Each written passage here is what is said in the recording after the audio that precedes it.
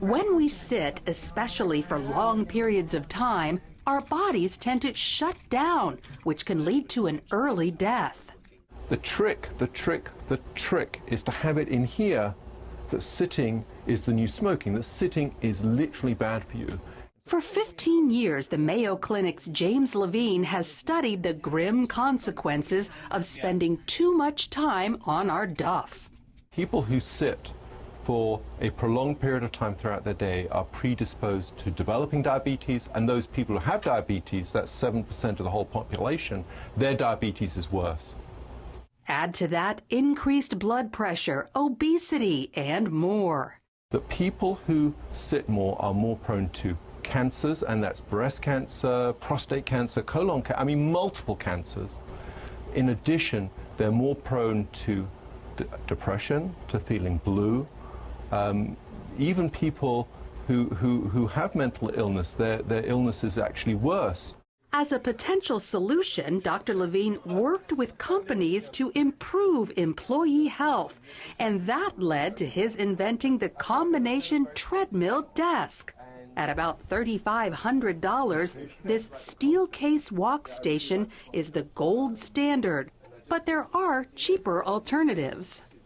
I was sitting for just hours after hour after hour, sometimes, 10 or so hours, and I just know that all that sitting is bad for you. Dietitian Jill Weisenberger works out of her home and spent just $500 for what's called a Trek desk. It fits over the treadmill she already had. And ever since I got the desk, I don't complain about back pain. I'm just much more comfortable. Jill keeps her pace at just 1.4 miles an hour so she can concentrate without getting sweaty or out of breath. I could be on it for 3 to 7 hours. And so I almost always walk about 30 some miles a week. And there are other solutions. Dorothy Schulte, who works here at CBN, figured out a way to avoid sitting all day by making a stand-up desk. And I noticed a lot of the back pain went away. I was a lot less tired at the end of the day. For just $35, she simply attached 2 blocks to the bottom of her regular desk and replaced her chair with a bar stool. I don't stand the whole day constantly. I'll probably go back and forth 30, 45 minutes at a time. If you can't walk or stand at your desk, don't worry. There are still lots of other things you can do to minimize the health hazards of a desk job. Take the stairs instead of the elevator. How about a portable stair stepper? Slide it under there so when the phone goes, you pull it out and you start stepping away. Set your alarm as a reminder to take a lap or 2 around your work area. And what appears to be the case is people get as much or potentially even more benefit from being up and walking a little bit every hour than going to the gym 3 times a week.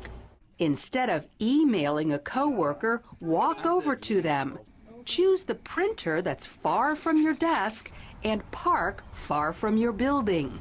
The #1 item, and we've deployed this in over 60 corporations in the United States, is walk and talk meetings. Also, walk at lunchtime.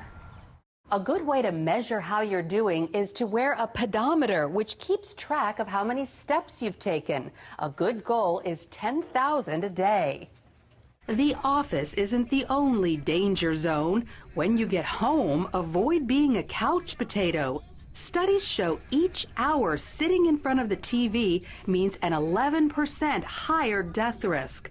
So the bottom line is there are lots of ways to get off your bottom. That way you can keep your desk job and your good health. Lori Johnson, CBN News.